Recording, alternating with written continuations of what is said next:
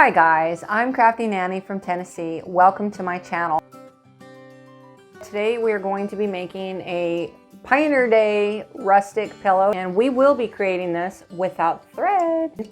Let's go. For today's project, you are going to need a burlap bean sack, a pillow form, an iron, a pair of scissors, a yarn needle that twine will go through, and the twine. So go ahead and pause the video, gather your stuff, and let's get to crafting. Okay, the first thing you're going to want to do is iron your coffee bean sack if necessary. If you know anybody that could benefit from this video, or maybe spark an idea in someone's head to create something on their own, then please subscribe and share the video with others that you know might enjoy it. Once you're done ironing your bean sack, you're going to want to decide where on it that you want your design. So we're going to measure it out so that we can cut for our pillow form. Now I like this section right here, so that's the section I want first on one side.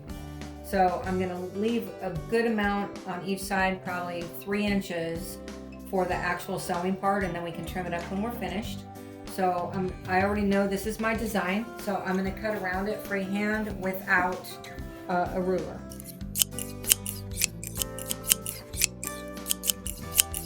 So that is my first side. And my second side probably won't have an entire saying on it like this one does. I'm kind of liking this part, so I'm going to set it right about here.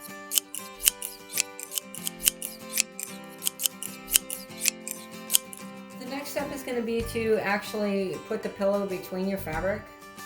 Make sure that it's the non-print side against the non-print side. So this is going to be on the back.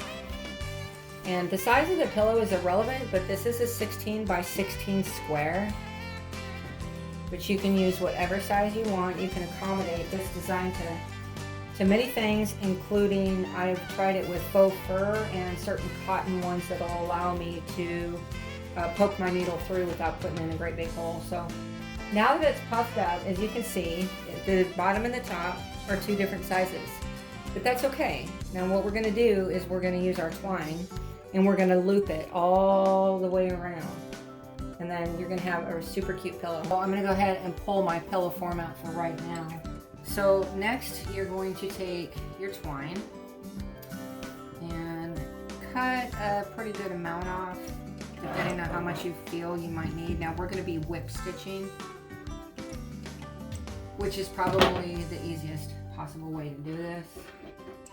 So the first step will be just to put the twine through this, and as you can see, this is a really big eye on this needle, so it's super easy to put the twine through. I'm going to create a knot by putting my thread through the bottom, and then I'll just tie a knot at the end. Okay, now that I know exactly where I want this to be, I'm going to go ahead and trim this edge off. We are using a whip stitching technique, which is over and under. So I started at the bottom and then I went up through the top, and then I'm going to go through the bottom. And the width between each of your stitches is completely up to you.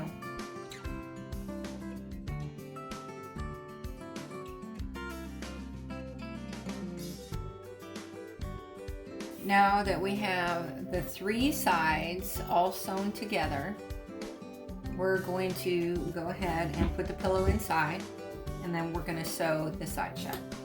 So far, this is a perfect fit. So now we're going to go ahead and just sew this side up. Using the same method as before, we're going to whip stitch it all the way down.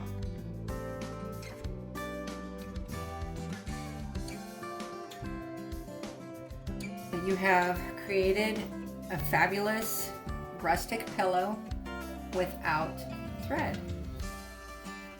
2-sided. Isn't that great? So easy. So easy. And it looks fantastic.